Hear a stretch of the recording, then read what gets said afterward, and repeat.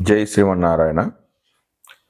జ్ఞానానందమయం దేవం నిర్మలా స్ఫటికాకృతిం ఆధారం సర్వ విద్యానాం హయగ్రీవ ఉపాస్మహే. బుద్ధిర్బలం యశోధైర్యం నిర్భయత్వామరోగత అజాఢ్యం వాక్పటత్వం చ హనుమతు స్మరణాద్ భవేత్.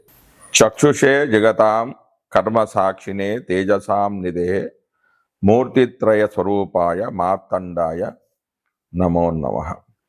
సర్వ జగమ్ములకు చక్షు వంటి వాడును, సర్వకర్మలకు సాక్షియును, తేజస్సులకు నిధియును, మూర్తిత్రయ స్వరూపుడు అగు మార్తాండునికి అనగా సూర్యభగవానికి నమస్కారం. కలో పరాశరీ హోర ప్రత్యక్ష వ్రదర్శిని తద్యుక్తరిత్యానుమేయం జన్మకాల శుభాధికం. కలియుగమునందు పరాశర హోర ప్రత్యక్ష బల దర్శిని అని పెద్దల మతం కనుక ఆ పరాశర హోర ఎందు చెప్పబడిన పద్ధతిలో జన్మకాలాన్ని బట్టి శుభాశుభాలను నేను ఇప్పుడు మీకు చెప్తున్నాను. మనం ఈరోజు శని వక్రంలోకి వెళ్తున్నాడు.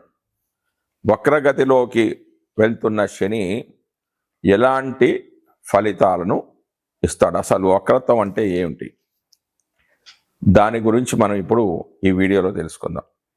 శుభగ్రహాలు వక్రించిన రాజ్యప్రాప్తి, ధనప్రాప్తి అనేవి కలుగుతాయి. పాపగ్రహాలు వక్రించిన వ్యసన పరులు అవుతారు. బలవంతుడై వక్రించిన శుభగ్రహాలు అత్యంత శుభ ఫలితాన్ని ఇస్తారు. పాపగ్రహాలు దుఃఖాన్ని కలుగజేస్తారు. గ్రహాలు వక్రంలోనూ ఉచ్చలోనూ ఉన్నప్పుడు ఆ బలం అనేది ఇతర గ్రహాలచే హరించబడుతూ ఉంటుంది. అంటే తన బలాన్ని ఆ గ్రహాలు కోల్పోతాయి. అంటే ఈ సందర్భంలో వాళ్ళు చేయాల్సిన శుభ ఫలితాన్ని చేయరు. ఒకవేళ వాడు చేయాల్సిన చెడు ఫలితాన్ని కూడా చెడు చేయరంటే బలం అనేది మధ్యస్థంగా ఉంది అని గ్రహించాలి. వక్ర గ్రహం యొక్క దశ ఎలా ఉంటుందంటే కుమ్మరి చక్రం వలె తిరుగుతూ ఉంటుంది. పాపగ్రహాల దశల యందు అనేక దుఃఖాలు, శత్రు విరోధాలు కలుగుతాయి. శుభగ్రహాలందు ఇలా జరగదు. క్రూర గ్రహాలకు అంటే పాపగ్రహాలకు వక్రగతి చాలా యోగదాయకమైనది. అసలు వక్రగ్రహాలు ఎలాంటి ఫలితాన్ని ఇస్తున్నాయో తెలియజేస్తున్నా. అసలు వక్రం అంటే ఏమిటి, ఇది ఎలా ఏర్పడుతుంది, గోచారంపై వక్ర ఫలితాలు ఎలా ఉంటాయి అనేది మనం తెలుసుకునే ప్రయత్నం చేద్దాం. వాస్తవానికి సౌర కుటుంబంలో ఏ గ్రహము వెనక్కి తిరగడం అనేది జరగదు.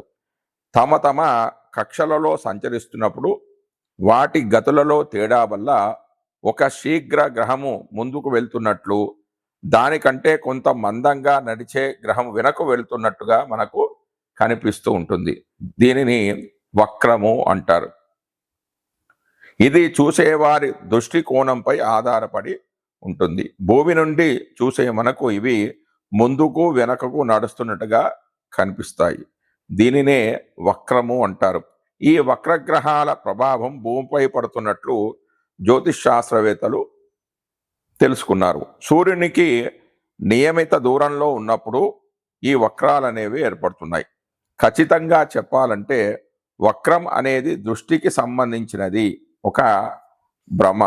అయితే ఈ గ్రహాలు ఎన్ని రోజులు వక్రిస్తాయి అనే దాని గురించి మనం తెలుసుకుందాం. కుజుడు 80 రోజులు వక్రిస్తాడు, బుధుడు 24 రోజులు, గురుడు 240 రోజులు, శుక్రుడు 42 రోజులు, శని 140 రోజులు, ఇంద్రుడు 115 రోజులు, వరుణుడు 157 రోజులు వక్రగతి కాలం. అంటే ఎక్కువగా అదే మ్యాక్సిమం అన్ని రోజులు ఉంటాడు. అంటే అంతకంటే తక్కువ కూడా ఉండొచ్చు.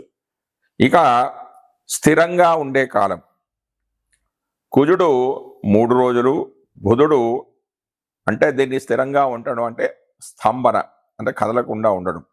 కుజుడైతే 3 రోజులు, బుధుడు 1 రోజు, గురుడు 5 రోజులు, శుక్రుడు 2 రోజులు, శని 5 రోజులు, ఇంద్రుడు 6 రోజులు, వరుణుడు 6 రోజులు. వక్రం ప్రారంభంలో కుజుడు అంటే రవి నుంచి దూరం ఎంత 228 డిగ్రీలు. అయితే ఒకవేళ అదే బుధుడు రవి నుంచి 14 నుంచి 20 డిగ్రీల దూరంలో ఉంటాడు. అంటే వక్రం ప్రారంభమైనప్పటి నుంచి. తర్వాత గురుడు 245 డిగ్రీల దూరంలో ఉంటాడు. శుక్రుడైతే 29 డిగ్రీలు, శని 251 డిగ్రీ, ఇంద్రుడు 251 డిగ్రీ, తర్వాత వరుణుడు 259 డిగ్రీలు. ఇక వక్రగ్రహం అయిపోయింది. రుజు మార్గంలో అంటే సవ్యంగా వెళ్ళే గ్రహము ఎన్ని డిగ్రీలో ఉంటుందంటే కుజుడు అంటే ఇదంతా కూడా రవి నుంచి దూరంగా భావించాలి. కుజుడైతే 132 డిగ్రీలు, బుధుడైతే 17 నుంచి 20 డిగ్రీలు, గురుడు 115 డిగ్రీలు, శుక్రుడైతే 29 డిగ్రీలు, శని 109 డిగ్రీలు, ఇంద్రుడు 109 డిగ్రీలు, వరుణుడు 111 డిగ్రీలు. ఇది గ్రహాల యొక్క వక్రగతి, స్తంభన, రుజుగతి. అయితే వక్రగ్రహాలు ఇచ్చే ఫలితాలు ఎలా ఉంటాయి? జాతక ఫలితాలు విచారణ చేసేటప్పుడు భావచక్రం అనుసరించి ఫలితాలు చెప్పాలి. అంటే ఆ గ్రహం భావ మధ్యమంలో ఉందా, మధ్యలో ఉందా, భావం యొక్క అంత్యంలో ఉందా అనే విషయంపై ఆధారపడి ఉంటుంది. గోచార ఫలితాలు పరిశీలించేటప్పుడు భావంపై ఆధారపడి నిర్ణయించాలి. దీనిని నిర్ణయించేటప్పుడు గమనించవలసిన విషయాలు ఏంటంటే, ఉదాహరణకు జాతకంలో సప్తమంలో బుధుడు 8 రాసుల 23 డిగ్రీల 30 నిమిషాలు ఉన్నాడు అనుకుంటే, రాశిలో చూడడానికి సప్తమంలో ఉన్నట్టుగా కనిపించిన సప్తమ భావ అంత్యం అంటే 8 డిగ్రీల 19 8 రాసుల 19 డిగ్రీల 16 కావడంతో అసలు సప్తమ భావంలోనే లేడు. భావచక్రంలో బుధుడు అస్తమంలో 4 డిగ్రీల 14 నిమిషాల ముందుకు నడిచి వక్రంలోనికి వెళ్ళడంతో బుధుని యొక్క దృష్టి అనేది సప్తమంపై ఉంటుంది. అయితే బుధుని యొక్క దృష్టి 8 డిగ్రీలు మాత్రమే ఉండడం భావ అంత్యంపైనే పడుతుంది. అంటే బుధుడు అష్టమానికి సప్తమానికి సంబంధించి ఫలితాలు ఇవ్వడంలో బలహీనుడని తెలుస్తుంది. ఆ వివరాలు చూడకుండా సప్తంలో ఉన్నాడని చెబితే ఫలితాలు అనేవి అసలు సరిపోవు. భావ మధ్యమం దాటిన గ్రహానికి వక్రగతి ప్రారంభమైతే ఆ గ్రహ దృష్టి భావ మధ్యమం పైన పడుతుంది. దీని ఫలితాలు ఆ గ్రహ స్వభావం అనుసరించి బలంగా ఉంటాయి. భావారోహ గ్రహం వక్రగతిలో ఉంటే ఆ గ్రహ దృష్టి వెనక్కి ప్రసరించి భావ ప్రారంభంపై పడతాయి.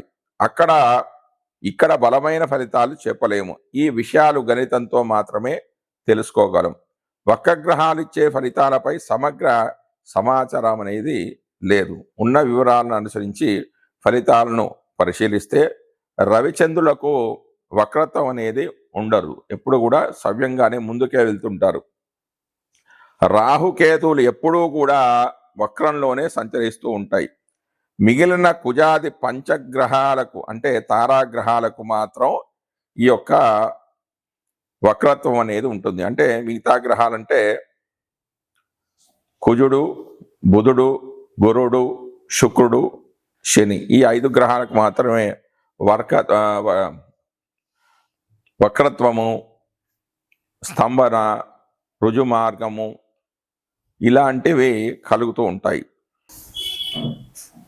అయితే వివిధ గ్రహాలు అంటే కుజుడు, బుధుడు, గురువు, శుక్రుడు, శని వీటికి మాత్రమే మనం వక్రగతి ఉంటుందని తెలుసుకున్నాం కదా. అయితే వీళ్ళు వక్రత్వంలో ఉన్నప్పుడు వీళ్ళు ఇచ్చే ఫలితాలు ఏమిటి అనేది క్లుప్తంగా తెలుసుకుందాం. ఇప్పుడు కుజుడు వక్రగతిలో ఉన్నప్పుడు మనిషిలో చొచ్చుబాటు గుణము, వేగం అనేది తగ్గుతూ ఉంటుంది. పురోగతి మందగించినట్టుగా అనిపిస్తుంటుంది.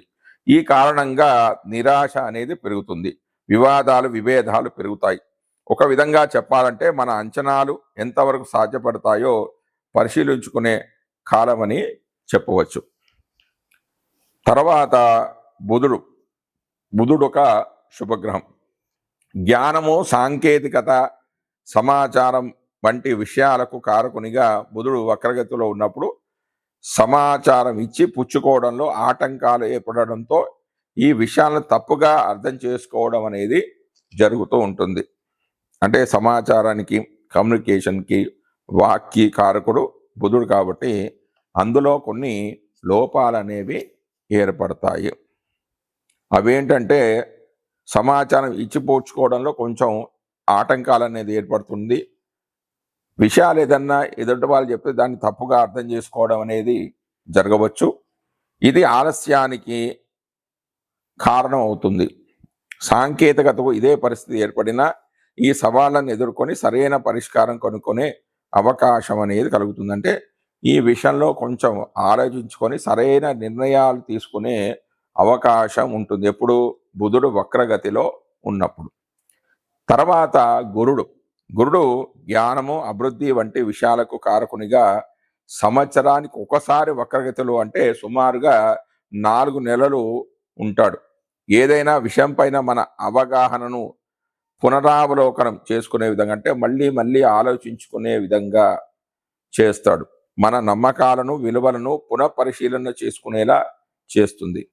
ఇది మానసిక చైతన్యానికి ఎంతో ఉపయోగిస్తూ ఉంటుంది. తర్వాత శుక్రుడు కూడా శుభగ్రహమే. అంటే బుధుడు, గురువుడు, శుక్రుడు శుభగ్రహమే. బుధుడు శుభగ్రహాలతో కలిసి శుభుడుగా, పాపగ్రహాలతో కలిసే పాపగ్రహంగా జాతక పరిశీలనలో మనం గుర్తించాలి. శుక్రుడు ప్రేమ, అందము, సామరస్యము సూచించే గ్రహంగా శుక్రుడు వక్రస్థితిలో ఉన్నప్పుడు సంబంధాలు, ప్రేమ వ్యవహారాలు అంటే ఇంటా బయట కూడా గణనీయమైన మార్పులకు లోనవుతూ ఉంటాయి. వ్యక్తులను మరింత లోతుగా అంచనా వేసే సమయం. అంటే నేను ప్రేమించిన వ్యక్తి సరైన వాడా కాదా, ఇతన్ని వివాహం చేసుకుంటే జీవితం బాగుంటుందా బాగుండదా అనే ఒక ఆలోచన. అంటే తిరిగి ఆలోచిస్తూ ఉంటారు. చాలా కాలంగా పరిష్కారం కాని వ్యవహారాలు ఒక కొలిక్కి రావడమే కాకుండా వాటికి పరిష్కారాలు కూడా లభిస్తాయి. అంటే గుడ్డిగా నమ్మకుండా మళ్ళీ ఆలోచించి చెడు నిర్ణయాలు తీసుకోకుండా సరైన మార్గాన్ని నడిచే విధంగా శుక్రుడు ఆలోచింపజేస్తాడు. అంటే శుక్రుడు వక్రంలో ఉన్న వాళ్ళకి, అంటే గోచారంలో కూడా వక్రంలో ఉన్న వాళ్ళకి ఇలాంటి ఫలితాలు అనేవి వస్తాయి. ఇక శని క్రమశిక్షణ, బాధ్యతలను సూచించే గ్రహంగా శని సంవత్సరానికి ఒకసారి వక్రగతిలో సుమారుగా 4 నెలల కాలం ఉంటాడు. ఈ సమయంలో మన అంచనాలను తిరిగి సమీక్షించుకోవాల్సి ఉంటుంది. కట్టుబాట్లు, బాధ్యతలు వంటి దీర్ఘకాలిక లక్ష్యాలు ఆందోళన కలిగించిన వాటికి పరిష్కారాలు చూపించడంతో పాటు మానసిక పరిపక్వతకు సవాలుగా నిలిపి సమస్యలు అధిగమించడానికి ప్రోత్సాహాన్ని ఇస్తుంది. జై శ్రీమన్నారాయణ. మనం ఇప్పుడు ఈ వీడియోలో శని వక్రగతిలోకి వెళ్తూ ఉన్నాడు. శని పాపగ్రహం. శని ఇప్పుడు ఎక్కడ ఉన్నాడో మీనరాశిలో ఉన్నాడంటే సమక్షేత్రంలో ఉన్నాడు. సమక్షేత్రం అంటే గురువు శనిలు ఒకరికొకరు సములు, మిత్రులు కాదు, అటు శత్రువులు కాదు, అంటే సమానత్వం అనేది ఉంటుంది.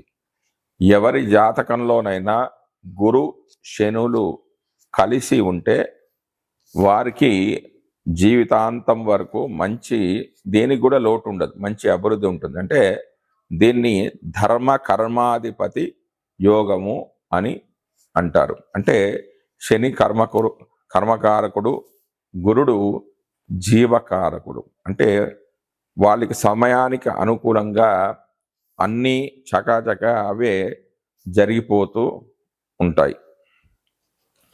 ఇక ప్రస్తుతం మన టాపిక్లో చూసినట్లయితే మనం ఇప్పుడు ఈ వీడియోలో శని భగవానుడు వక్రగతిలో సంచారం చేస్తున్న సందర్భంలో మేషాది 12 రాశుల వారికి శని ఇచ్చే ఫలితాలు ఏమిటి అనేది మనం తెలుసుకుందాం. తులారాశి వారికి శని 6వ స్థానంలో సంచరిస్తున్నాడు. పాపగ్రహాలు అయిన రవి, కుజ, శని, రాహుకేతువులు 6వ స్థానంలో సంచరిస్తున్నప్పుడు అంటే 3, 6, 11 స్థానాల్లో శుభ ఫలితాలను కలుగజేస్తారు. అయితే 6వ స్థానంలో సవ్య దిశలు అంటే రుజుమార్గంలో ఉన్న శని భగవానుడు శుభ ఫలితాలను కలుగజేస్తాడు. కానీ వక్రగతిలో సంచారం చేయడం వల్ల శుభ ఫలితాలు అనేవి అంతగా ఎక్కువగా ఉండవు అని చెప్పాలి. అసలు షష్టమ భావంలో ఏమేమి ఉన్నాయి, వేటిని పరిశీలించాలి అంటే రోగో విఘ్న రణాప్తి మాతూల కఫ గ్రంథోగ్ర కర్మాణిచో ఉన్మాద స్ఫోటక శత్రువైర కుపాణ స్వస్థామేహ వ్రణ అన్నాయాస రుణాపవాదిరిపు సంతోష క్షయోక్షకృత చిత్రక్లేశ బహువ్యదే బహు జనకల భ్రంశాస్త పీడారిభి పిర్లాయ భాయ సవిషాతి శూల నిగల స్వయం ఇషో రక్షణం మూత్ర వ్యాధాతి సౌర షడ్రస్యపనిధం దాసా చోర ఇవ కారాగ్రేహ సహోదరాది కలహ సు అష్టాష్ట భావాదిమే అంటే రోగము, విఘ్నము, యుద్ధ ప్రీతి, యుద్ధం వల్ల కలహం వల్ల వచ్చే సంపద, మేనమామలు, కఫగంధులు, క్రూరకర్మ, ఉన్మాదం, స్ఫోటకం, శత్రుత్వం, లోభము, అస్వస్థత, రాజపుండు, తిండి కోసం పడే కష్టము, రుణబాధ, అపవాదు, శత్రువుల యొక్క సంతోషము, ఉష్ణము, దెబ్బలు, చిత్తక్లేశము, పలు విధాలైన బాధలు, ఎక్కువ మందితో ద్వేషము, నేత్ర రోగము, యాచకత్వం, అకాల భోజనము, కళాభ్రంశము, జ్ఞాతులతో విరోధ భయము, లాభం కోసం పడే కష్టము, విషం, అతిశూల బంధనము, తన కీర్తిని కాపాడుకోవడం, మూత్రవ్యాధి, అతిసారం, షడ్రసాలు, నింద, సేవ, దొంగతనము, కష్టము, కారాగృహము, సోదరులతో కలహము మొదలైన అంశాలు షష్టమ భావంలో ఉంటాయి. ఏదైనా గ్రహము వక్రంలో సంచరిస్తున్నప్పుడు ఆరోగ్యం విషయంలో ఏదైనా మార్పుల కారణం అనేది అవుతూ ఉంటుంది. అయితే ఆరోగ్యం మెరుగుపడినట్టుగానే అయ్యి మళ్ళీ కొంచెం అనారోగ్య సమస్యలు వచ్చే అవకాశం అనేది ఉంటుంది. రుణాలు తీరుతాయి, మళ్ళీ ఆదాయం అనేది తగ్గి మళ్ళీ అప్పులు చేయాల్సిన పరిస్థితి అనేది ఉంటుంది. శత్రువుల బాధలు తగ్గిపోతాయి రుజుమార్గంలో ఉన్నప్పుడు. మళ్ళీ వక్రగతిలో ఉన్నప్పుడు మళ్ళీ ఇతరులతో, శత్రువులతో ఇబ్బందులు అనేవి ఎదురయ్యే అవకాశాలు ఉన్నాయి. వారి ఇంట్లో పెంపుడు జంతువులకు ఏదైనా ఆరోగ్య సమస్యలు వచ్చే అవకాశం కూడా ఉంటుంది. పనులు అనేవి జరగవు, శత్రుపీడ అనేది ఉంటుంది. విజయాలు చేతికి అందినట్టే అనుకున్న పనులు అవుతాయి, ఇక 2 రోజులు అవుతాయి అనుకున్న సందర్భంలో కొంచెం ఆలస్యాలు అవుతాయి. సంపద, రావాల్సిన సంపదలకు అడ్డంకులు అనేది వచ్చే అవకాశాలు ఉన్నాయి. అంటే సంపద, ధన సంపద కానీ తగ్గిపోతూ ఉంటుంది. ఈ సందర్భంలో ఇతరులతో కొంచెం జాగ్రత్తగా మాట్లాడుతూ ఉండాలి. కొంచెం ఓపిక అనేది చాలా అవసరము. జాతులతో అంటే సోదరులతో కానీ సోదరుమణులతో కానీ కొంచెం అనుకూలంగా వ్యవహరించడం అనేది చాలా ముఖ్యం. కొంత నేత్ర రోగాలు కూడా వచ్చే అవకాశం అనేది ఉంది. కొన్ని పనులలో ఆటంకాలు అనేవి ఏర్పడే అవకాశం కూడా ఉంది. జై శ్రీమన్నారాయణ. ఇప్పుడు నేను చెప్పబోయేది శాంతి రెమెడీస్ అన్నమాట. ఇవి శాంతి పరిహారాలు, గ్రహ శాంతి పరిహారాలు అంటారు వీటిని. శని దోషహారిగా ఉన్నప్పుడు, వాళ్ళ ఉద్యోగంలోనూ వ్యాపారంలో కూడా అనేక ఇబ్బందులు ఉన్నప్పుడు, శని వల్ల ఇబ్బందులు ఎదుర్కొన్నప్పుడు చేసుకోవాల్సిన పరిహార మార్గాలు ఏంటంటే శనిదోష పరిహారానికై ఆంజనేయ స్వామి ఆలయాన్ని సందర్శించండి, లేకపోతే శివాలయానికి సందర్శించండి. ఏకాదశి సోమవారం, ఏకాదశి కానీ సోమవారం కానీ, ఆరుద్ర నక్షత్రం రోజు కానీ, మాస శివరాత్రి రోజు కానీ రుద్రాభిషేకాన్ని చేసుకుంటూ ఉండండి. వీలైతే ప్రతి సోమవారం కూడా రుద్రాభిషేకం అనేది చేసుకుంటూ ఉండండి. నిత్యం హనుమాన్ చాలీసా పారాయణం అనేది చేసుకుంటూ ఉండండి. ఆవాలు కానీ నువ్వులు కానీ దానం చేయండి, మీ శక్తి కొలది. నువ్వులను హోమంలో వాడవచ్చు లేదా దానంగా ఇవ్వవచ్చు. ఈ మంత్రాన్ని నిత్యం పఠిస్తూ ఉండండి. ముఖ్యంగా శనివారం రోజున, శని హోరా సమయంలో, అంటే శనివారం ఉదయం 6 గంటల నుంచి 7 గంటల మధ్యలో ఈ యొక్క మంత్రాన్ని చదువుకోండి. అదేమిటి?